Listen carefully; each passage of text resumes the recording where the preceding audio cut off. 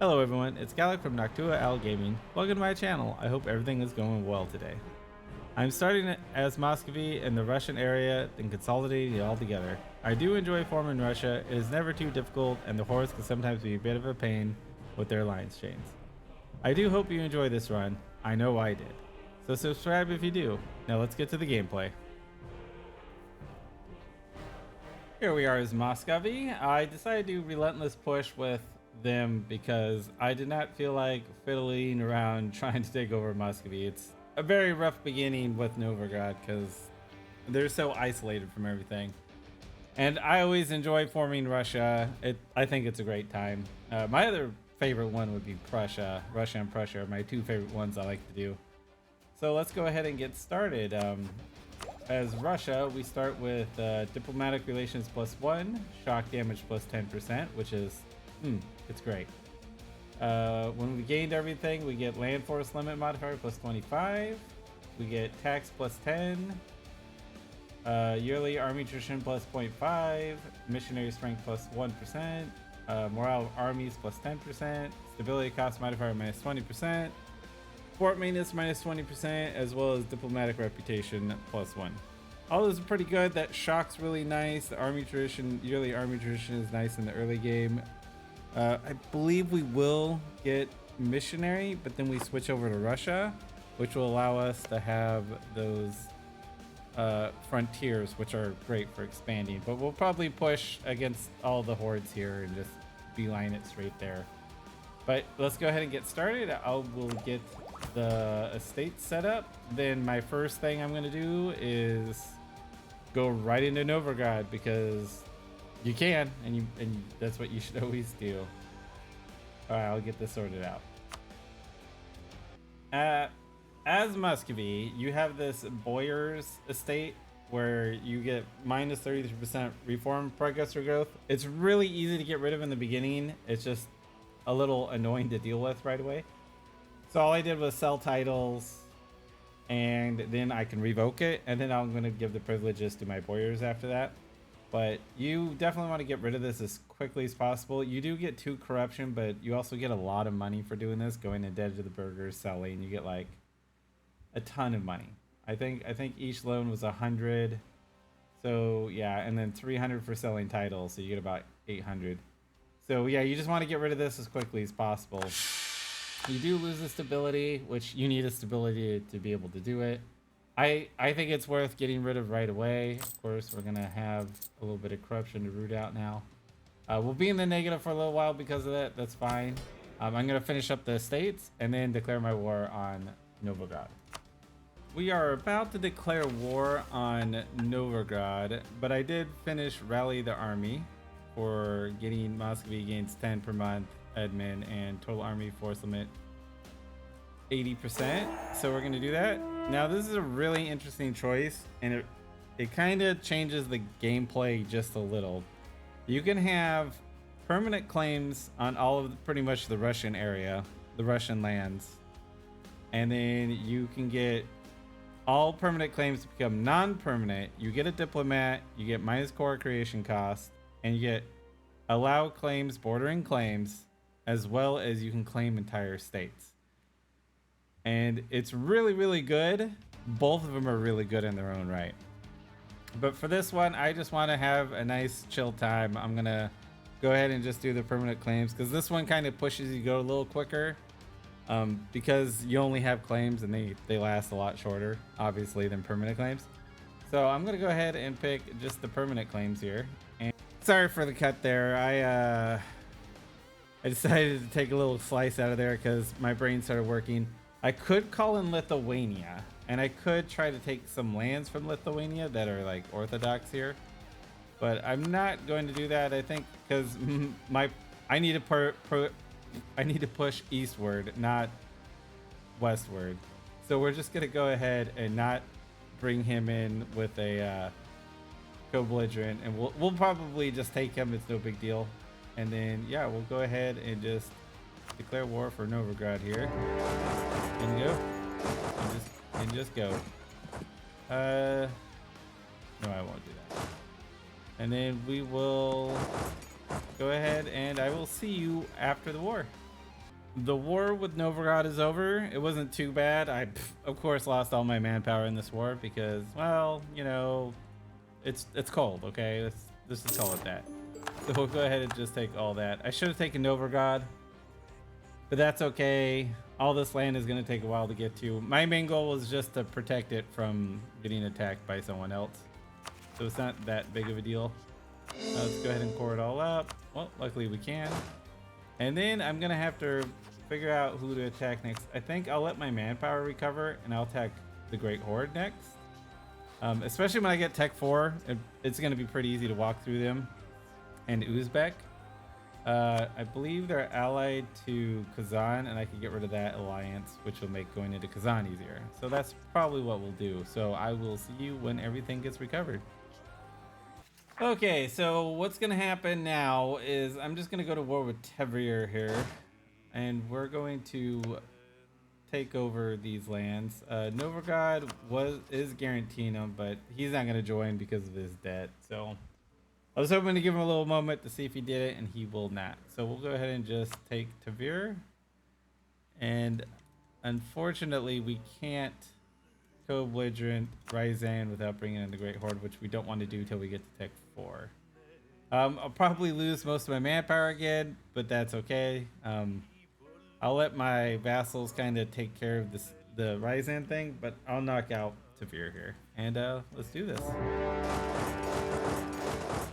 The war with Ryzan and Tevir is over, so I'm just going to separate piece Ryzan here. We're just going to eat him up, and then we're going to also eat up what's left of Tevir here. There we go. And then we just need to core that up. We're just shy, and that's fine.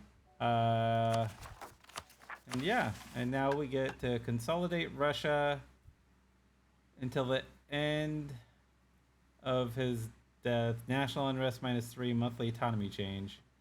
Up to 10 provinces in the Russia region gain 1 base manpower. I'll take that for sure. Yeah, he's not too old. 34 is not too bad. We just got the Renaissance, so we'll save up and get our tech now, and then go after the Great Horde. We're gonna go ahead and declare war on the Great Horde right here. He was allied to Crimea, but he vassalized Georgia, and Crimea attacked Georgia. So when he vassalized them, they became enemies. Kazan is getting his butt whooped by, it looks like, Uzbek. So that's really interesting. So we'll see how that plays out. So I'm gonna go ahead and do this here, and when we're done, I will come back and tell you what happened.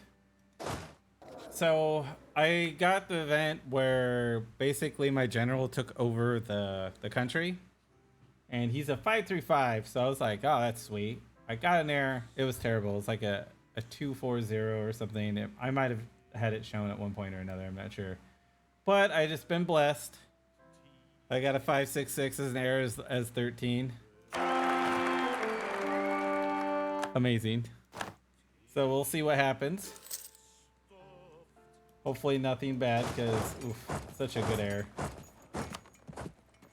But I'm out of manpower, and I'm trying to tie up this war, but it's being difficult.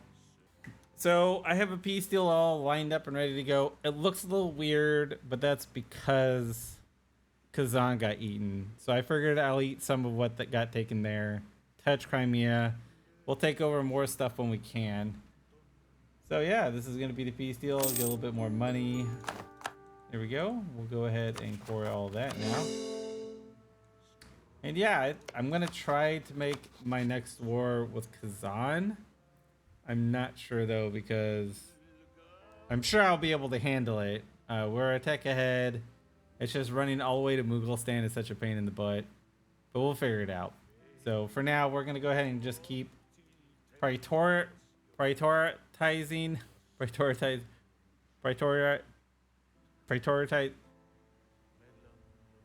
We're going to keep getting Russian lands. So for our tier 2 privilege, we're going to go ahead and curtail the noble privileges, because one, I'm running out of money. I may have a lot right now because of the wars, but we're going to go ahead and do national tax modifier. I would normally do strengthen the noble privileges, but our influence for our boyars are pretty high, so I don't want to have fun balancing all that. So we're gonna go the easy route and just curtail him for some money. We're gonna go ahead and declare war on Novigrad now. He has some noble rebels sieging his capital, so we're gonna go ahead and snipe that from him. Make it nice and easy. It's at 14% already. So we'll go in and yoink that from him. And yeah, we'll take probably the coast from him, a little bit of Novigrad. We probably won't be able to do it all. But yeah, I'll see you at the end of the war. Okay, I think it literally took 2 months, maybe 3, and the war is already over. So I'm thinking about maybe leaving him a little bit more and taking like max money from him. That way, because I'm going to have to do another war with him anyways. So I'm going to go ahead and do that. So I'll do this. I would either leave him with 1, so I don't really mind. So that war is already over. I'm going to pour that all up. I have spawned I believe the Renaissance in Moscow. I was gonna just do 10s, but I had some points laying around because I now have my 566. My air isn't that great, but it's just slightly below average. And the game was nice enough to give me a 566, so I'm like, he and high and whether and if I don't think I'll do it. We'll see if we can get a better one. We can do the 5th military technology, but I'm gonna wait till I get Renaissance here. But yeah, we'll go ahead and pour this up. And I think our next move will probably be Kazan. I definitely want to do it before he allies up with Uzbek again. So yeah, I'll core this land, and when everything's ready, my manpower is a little bit up, we'll go ahead and declare war on Kazan. I am able to get my first idea, and I always like to go military. I think most of us do, because you're usually using Diplo and admin at the beginning of the game more than military, which we definitely are doing that. I am always in love with offensive ideas, better generals, better siege, bigger army, discipline. It's just so good, it's hard not to pick. Quantity would be good for Russia because you're just gonna stack all that manpower, but you don't need to. That's definitely like a meme. Defensive is really great for Muscovy, Russia, because max attrition for all that land that gets frozen over. But I think I am gonna go with offensive because it's just I love it so much. I'm gonna wait till I get the next tech before I start doing it, and when I get the next tech, I'll be going to war with Kazan. I was about to declare war on him, but I had a diplomat that was 30 days away because I was trying to approve of France, because I rivaled Castile. Was hoping to get France as an ally.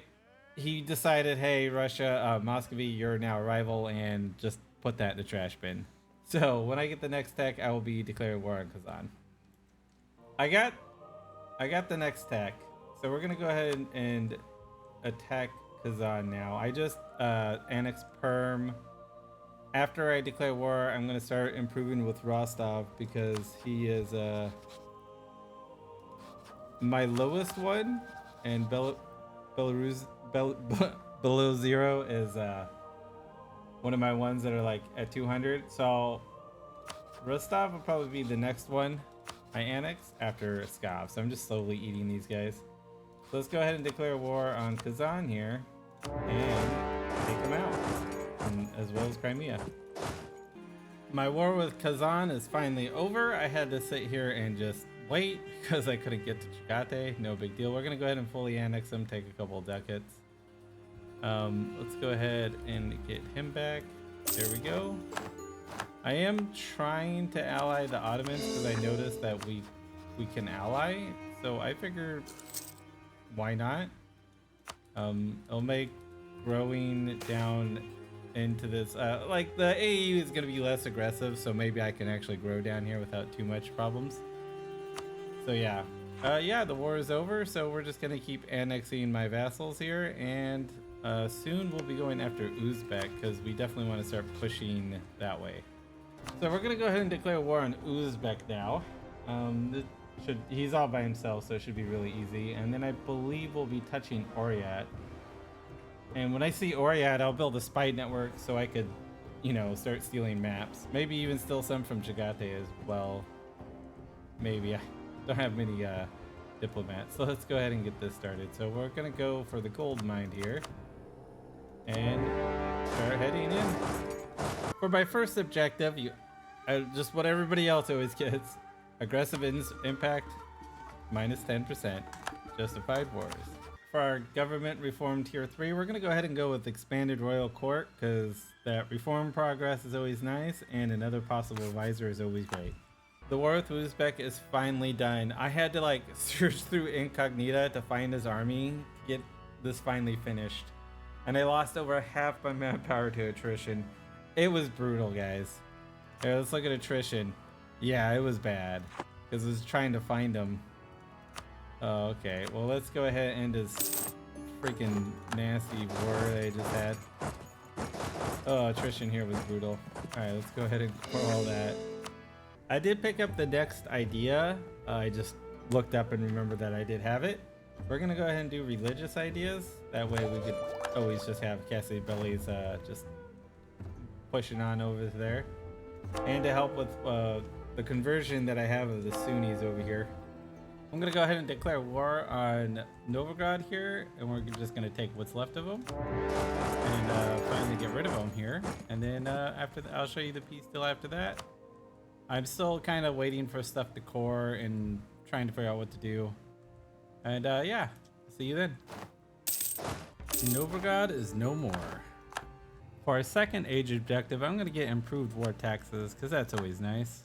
We're gonna go ahead and go to war with Uzbek. I'm just kind of chilling around, trying to get my admin up. Unfortunately, my good leader died. I didn't see how old they were, but I think they were pretty young, maybe their 30s. But that's sometimes just how life is. So what I've just, like I said, I've just been building up. Unfortunately, Genoa attacked the Great Horde before I could. I got called in to help the Ottomans with Quara.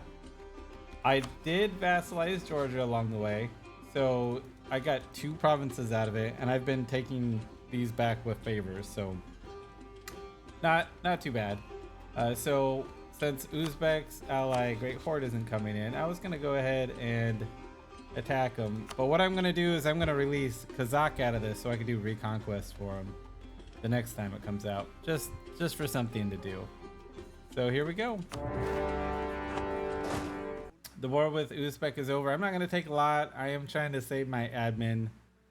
I did get Tech 8. I need to get 10 for Russia, so we'll get that. So we'll go back to our ideas. I will just take this. We'll release Kazakh down here, and that way we can start taking cores without having to use our admin on them. So we're gonna go ahead and declare for reconquest for, it looks like there's only a couple cores right here. I may just give him land to cut him off so nobody else can eat them, and then I'll just eat them slowly next time. So yeah, let's go ahead and declare war. We'll do reconquest and just cut off his borders with everybody. We'll call in the Ottomans because, well, we can, to help with the Timurids. And let's go ahead and do this. Okay, for our third age objective, I'm gonna go ahead and get transfer subjects, because I'm not sure what else to get right now. So we just got Ivan IV the Terrible. So what that will do is it'll give us a 656 and becomes ruler at age 16. The answer is please yes, give me.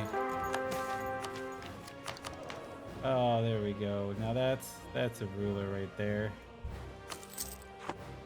Oh, thank you, game. Thank you, Ivan the Terrible, even though you're terrible. For our next government reform, tier 4, we're gonna go ahead and do grant land to the monasteries, because, well, we really like that yearly patriarch authority, as well as building churches will give us loyalty, and selling titles will give us more patriarch authority, which is always nice. Which reminds me, I haven't had one yet, so I'm gonna go ahead and do man cavalry speed and discipline. We're in the middle of the war with Nogai and the Timurids here, and I just looked at the Great Horde. If we don't attack, then the Ottomans will defend them when when it's up. So I'm just gonna go ahead and declare war on them right now. They're bringing AQ. They just picked them up as allies. They were ally-less till just now. So I'm gonna go ahead and attack them, and we'll probably fully annex them and just get rid of their tag. Our war with the Great Horde is over. I'm just gonna go ahead and fully annex them, take everything. I need to figure out how to connect to Georgia. Unfortunately, the Genoese here were allied to the Emperor and Venice. And if you didn't know, Venice is kind of a little bit of a monster right now. I guess having the Ottomans help me would work, but right now, I think one, we're already at war, so you probably wouldn't join me. But maybe I could get him to help me. I just need to get some of this stuff just to connect to Georgia, and I'd be happy. But yeah, the Genoese are just obnoxious right now. Our war with no guy is going to be over now. I'm going to go ahead and just take this from him, his southern part, and just cut him off from everybody. And I'm just going to give that to my vassal Kazakh. And there we go. That is over now. For our fourth age of objective here, we're going to go ahead and get adaptive combat trained. So if we fight in grassland, we get an extra dice roll. So we're going to go ahead and go to war with Genoa right now. I know I don't need to. I should be marching this way, but we got plenty of time. So I'm going to go ahead, and I just want to connect up to Georgia here. I don't really care about much else. And so I'll probably just get these two, maybe these four. Maybe just the Crimea ones. I don't know. We'll see. But this is the only time I really can, because Austria won't come in. There will be Poland and Venice. They have the edge, but I have the tech edge at the moment, at least with Poland. So I want to get Poland out as quick as possible. So let's go ahead and do this. This is like one of my favorite things to happen, and this is probably, I think, one of the more recent things. Prospering times, it can only happen in a 1-1-1 area. Actually, it's a 2-1-1. A really low dev area, and you basically get a center of trade level 3 out of it. You can do the other ones, but if it's in your home trade node, I would definitely do the diplomatic one for the center of trade. So if we go and look at building a marketplace there now, 7.7, which is amazing. The war with Genoa is over. I'm just gonna go ahead and take all this. I guess I could take these. It's not like the Ottomans aren't gonna hate me a whole bunch anyways. And this does get rid of Genoa, so I don't have to worry about him anymore. It's a little bit more admin than I want to use, but that being said, I don't have to deal with him again. So we'll go ahead and do that. And that's actually one step closer to holding all of Crimea there. I'm not too worried about the Ottomans. Yeah, he's big, but he's always big. You can usually outplay the Ottomans as a human. It's not a big deal. So we'll see what happens. I really wish that like Poland wouldn't be so angry at me, but it is what it is. France for some reason rivaled me. Don't know why. I would have allied Austria, but oof, he got hit hard. So there's not really too many people to ally. There was Hungary before, but I was allied to the Ottomans and he just kept attacking Hungary. So yeah. So I need to keep pushing east here, and I just noticed that we can attack Oryat here. I do have a claim. One of the reasons why I was kind of hesitant about it for a moment was the Emperor of China's mandate was high. So since it's low right now, I'm going to go ahead and go in and take out Oryat here. I'll probably fully annex him. Maybe, we'll see. But I am definitely going to go here into Mongolia to help touch over here to get Ceylon. And yeah, we'll go ahead and attack now. Alright, the war with Oryat, Mongolia, and Ming. I pieced out Ming for money, and I took a little bit of damage in the mountains here. They decided to attack my 20 stack that I left unsupported, surprisingly, and pretty much wiped them out. Good times, but it's okay, because I slackened recruitment for that manpower back. Still low, though, but that's fine. So we're going to go ahead and take all this. There we go. And then what we're gonna do is we can get Tech 9. So I think I will. And then we'll go ahead and core. We already cored everything, which is fine. I'll start building a spy network against this guy. And we got some time. I should have been building a spy network. It's not against Ming, but that's okay. So yeah, as soon as I declare war, I'll tell you, and we'll pretty much be there in Serbia. Siberia. I was thinking I went to Tech 9, but no, that was Tech 10. So now we can form the Russian nation. So we'll go ahead and do that. And yes, please. There we go. Now we have some new ideas. We get national manpower modifier plus 33%, core creation cost minus 15%, and when everything's finished in ideas, we get +1 yearly legitimacy. We get minus 15% aggressive expansion. We now may establish Siberian frontiers. Artillery cost minus 10%, artillery combat ability plus 10%. We get land force limit modifier plus 33%, yearly corruption minus 0.1, which is great, as well as boyar influence minus 10. We get yearly army duration 0.25. Instead of it being 0.5, I think that's fine because you also get minus 10% advisor cost, which is always great. Then you get morale armies plus 5% and fire damage received minus 10%. That's really good late game when everybody's using more fire. But yeah, as soon as we get that on Salon, we'll keep moving. Oh right, I completely forgot about it. We got Tech 10. It's not too big of a deal. I was gonna get a new idea. We could do a military idea, but I was thinking about doing trade to help Russia pull more stuff into my Novograd trade here. So I was thinking about doing trade for the more merchants. So that's what we're gonna do. For our tier 5 government reform, there's two things as Russia that I think are great. You have the military engineering, which artillery cost and the barrage cost minus 25%, because sieges do win wars, so that's always great. And with Russia, that would be minus 20% artillery cost, which is fantastic. And then the other way you could go is establish the Streltsy, where you get basically more Streltsy, and they kind of work how like Janissaries do. When your ruler dies, you have to pay them. So this makes it cheaper, but it also reduces their reinforcement cost by 10% and increases how much they reinforce by 10%, which is really, really great. As well as you get infantry cost, and it also increases it by 20%, like how much you can have. So I think both of those are great. Artillery, again, is fantastic for sieges. That's because that's how wars are really won. If you're going to avoid fights, you can win really quickly. So what I'm going to do, though, is I'm going to do Streltsy because I think it would be fun to have some more Streltsy out on the field. I have a choice to make here.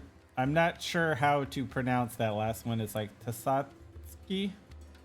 And you have two choices. You could do the top one, which is you get tier 2 government reform. And it's minus 10% leader cost, the Boyar's equilibrium plus 10%, Boyar's influence plus 5%. You do lose the stability, but the government mechanic allows you to get loyalty with the nobility, which I think could be really effective if you like are in the negative. You can recruit some generals you want if you need to get it up a little bit. I think it's really good, but it's super good if you're playing as the Novogradian Russian, because that Republican tradition is amazing. The second one is a tier 3 government reform, which kind of combines both centralized and decentralized bureaucracy into one, which I think I'm going to pick because the first one, it's all right. If you have professionalism all the way, 60% minus for your generals is really good. But I'm going to do the second one because that autonomy change. If I want to flip back to what I was, which is currently expanded royal court, I can. But for now, I'll go ahead and get a little bit more admin and the government reform. I'm about to go to war with Solon, but there's something I completely forgot about from the start of the game that I didn't talk about with starting as a principality of Russia, of Muscovy, or any of these little guys over here that could be a principality. You get this unique government stuff right here. And when you start off as a principality, it's half, usually about half of what it is. Like this was telling me that it was 5% local autonomy, so it just lowers all the autonomy by 5%, which is pretty cool. I think it's pretty cool. So every time you get enough points into it, and I believe it's based off of what your ruler is. Well, we gain each month, and yeah, our ruler gives us 0.2. Realm of the Roost gives us +2. I'm not sure what that's from. I could probably look it up real quick.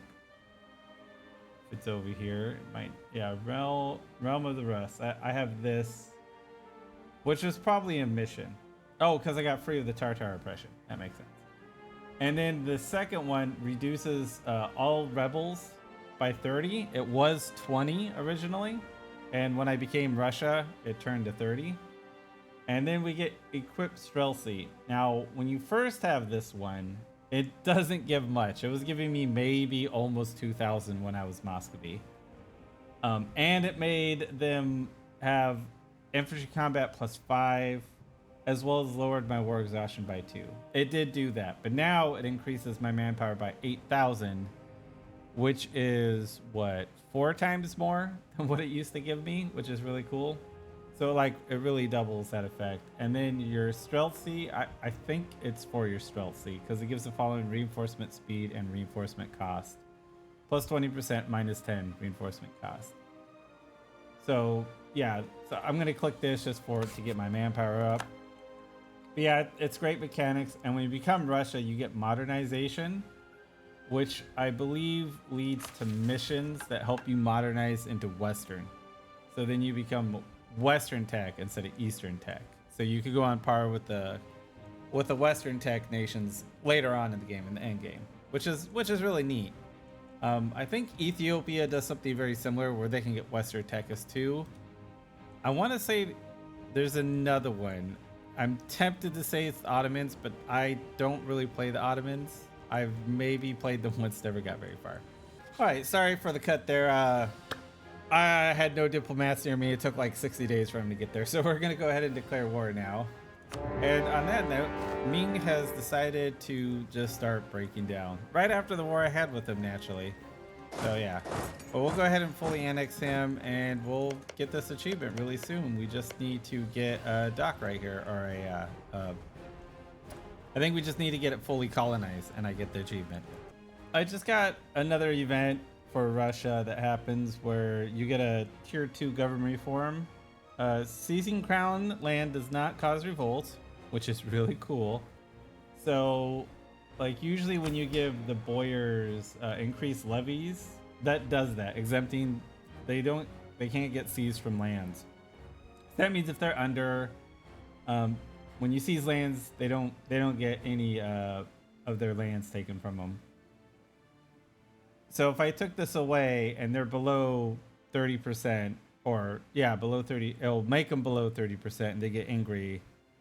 It won't cause any revolts, which is really cool. This is a really good government reform, so you can just do it whenever you want, especially later in the game when they don't have any. You're trying to get up to 100. It's great for that. I'm probably gonna pick it because it gives me more rebel suppression efficiency. The years of tempertism is really nice at -5, as well as harsh treatment costs later on, which is really good. So when you get to the next age after Reformation absolutism, that stacks really well with one of the objectives there, which I think it's like 30%, or no, it's 50%. So you can get that really high, which is great. I'm gonna go ahead and pick this one because I do think it is a good government reform. I have a 25% chance of stability. I think those rebels will rise up. That's no problem. We will take care of that real quick. I'm just almost at the end of this war. I'm going to go ahead and take this from them. I would take this land, except I can't, so I won't worry about it. So we just got a little ways to go. The war with Ceylon is over. I'm going to go ahead and just take as much as I can of this coast here, just because. So we'll go ahead and do that. We'll core it all up. And I do believe I can start frontiering this. So now I think all I need to do is get this done, I'm pretty sure. So if we look here, starting as Russia, as a Russian nation, by 1600 own the East Siberian coastline. So I don't know if I have to own it all or not. I guess we'll see. If we do, it's no big deal because we can get up into this pretty easily and take this all out. So once I figure that out, I'll tell you. I may go to war just for something to do. I have a lot of Chagate, a lot of stuff. Chagate. I have a lot of Kazakh stuff I could get. If I wasn't doing this, I would have gone after Uzbek earlier before Chagate did, but it's no big deal. I did build another army over here that's just basically Streltsy because I wanted to. We could sort of afford it where we are making money. I do have a tier 3 or a +3 admin guy, so he's rather expensive, but he's half off, so always doing that. So yeah, if something comes along, I'll tell you. Not much is happening, so I'm gonna go ahead and declare war on Uzbek. We'll just do a reconquest. We could do show superiority. Yeah, we'll just do return, and we'll do it for KRA down here. There we go. The war with Uzbek is now over. We're just gonna return those lands, pretty much isolate them from everyone else, and go ahead and take that. There we go. I'm gonna go ahead and declare war on Chagate. I'm just gonna go ahead and keep doing reconquest just because that makes it so my, aggressive impact is really lessened, especially with how much I'm going to take from Chagate. So I don't think it matters what one we're going to take, so we're just going to pick this one, and we are going to declare war and just deal with Mongolia. All right, for my first objective here in the Reformation, I usually like to go with war score costs minus 25%, or depending on the situation, institution spread. Because if it is near, 1550, getting that institution spread and true faith province was for religious, so that'd be great and fantastic for doing that. But I'm gonna go ahead and do this just so I can get more out of the wars I do. Okay, so the war for with Chagate is over. I'm gonna go ahead and return all these lands back to Kazakh here, and then I'm gonna take all this land touching, I believe, the Timurids over here. I was trying to figure out, I was trying to make a peace deal. I kept saying that I could not core this because I couldn't make it, I couldn't reach it. What happened was, even though nobody controlled this land, when I left clicked on it, it was automatically giving it to Kazakh. So unless I siege it down and flipped it over myself, it was returning it to him. It might be because of the CB, I'm not sure, and that's fine. But if you ever come across that, that's why. It's usually because you need to control it and flip it to your control, or flip it to your control because your vassal has a core on it. So it's automatically trying to give them their cores. I don't know if that changed in one of the patch notes. It could have, and it's just something I don't know about. But that's fine. We did this. We're going to go ahead and piece them out now. We're going to core everything, and then we're going to go ahead and add this to our trade company here. There we go. Kazakh is forming up nicely. And when this gets done, like so, we do not get Relentless Push. We do need to control, since I can actually see all this, for Relentless Control, let's get down to Relentless Control here. There we go. A little higher. Here we go. Relentless Push East. So if we click here, it's actually showing us what we need. So we just need to get over here and control all this right here, just this coast right here. So I'm just sitting around waiting for more and more of the Siberian frontier to go. And we're doing good. So we're going to go ahead and take out Nogai because he's just kind of in the way, and I can reset my timer with Chagate. So we're going to go ahead and show superiority. Let's see what with the Ottomans. Nothing. Good. So let's go ahead and change that. The war with Nogai is now over. We're just going to go ahead and fully annex them. We're not even getting really that much aggressive expansion for taking what's left of them. There we go. So we're going to go ahead and attack Timurids because, well, they just need to be chopped down. So we'll go ahead and declare war on them. I really would like to get more into the Samarkand trade node here. and just keep gobbling up more of the trade node, get more money flowing, and just up in here. I would love to get to Kiev, but quite frankly, I could not be bothered with attacking the Commonwealth right now. So let's go ahead and get this started. Our war with the Timurids are now over, so we're just going to take all this. We are pretty much after these two center of trade right here, and then we're also going to border Delhi down here if we wanted to do something. So we'll go ahead and piece this out. We can finally declare war over here on these guys on the coast now, so we're going to go ahead and do that. And this is going to be a nice, easy war, and then I'm going to invade him as well as the guy to the south. Hopefully I can get my spy network up enough to see it, but we'll see. All right, so we're gonna go ahead and fully annex these guys. Unfortunately, they found my spy network, and I was like at 30 something. Unfortunate, it is the way it is. Hopefully we'll be able to see these guys soon enough, but we'll find out in a little while. Okay, so my diplomats got back, and as soon as we took this, the monthly tick did show me them, so I'm not sure what happened. Maybe it's something to do with frontiers, but that's usually when you establish a colony it pops up, but maybe it just worked that way because of where we're at. No matter, we're gonna go ahead and finish this by taking these guys over here, and then we're pretty much gonna be done at the end of this war, I believe. All right, so the war with both of them are over, so we're gonna go ahead and just annex them both, and there we go. We just got Relentless Push. Relentless Push East. There it is. That was a lot of fun. That was a lot of fun. We got voice is cracking here. I need to drink some water. We had a pretty easy time. Forming Russia is always fun. It's great. The Commonwealth is a monster. The Ottomans have been doing the Elite to the Mamluks for quite a while for me, where they actually have been taking it. They don't always do it, but it seems like it's a little bit more often. France has become a monster. But yeah, always fun starting as Muscovy and doing it. One of these days I really need to do Novgorod. It is harder, but it's not too difficult. But it should be a lot of fun. They make way more money since they're a republic. Like, I've done a little bit before in like a test to see like what it's like, and they make so much money so quickly because of their trade power. But yeah, I really did enjoy this. I hope you did. Wherever you are, I hope you have a good morning, a good evening, or a good night. Bye.